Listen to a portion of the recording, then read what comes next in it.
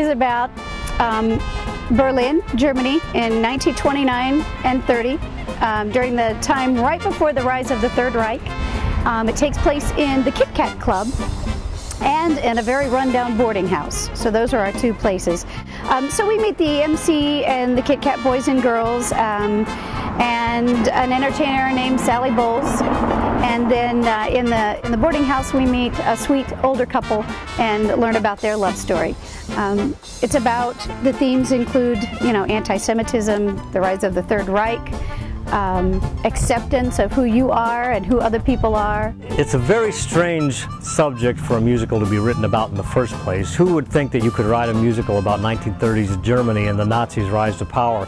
The whole play is about confusion, about people not knowing what was happening or thinking they knew what was happening and being afraid of it and not being sure how to react. Every song will get you in a certain way.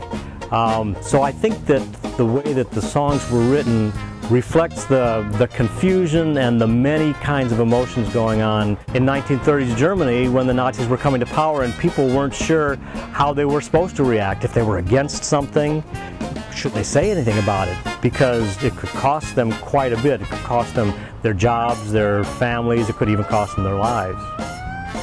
Cabaret opens Friday, May 7th and runs 3 weekends in the Monon Depot Theater.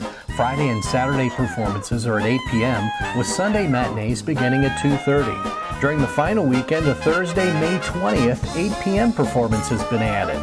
For ticket information, you can call our box office at 423-7529, or you can purchase tickets through our website at www.LafayetteCivic.org.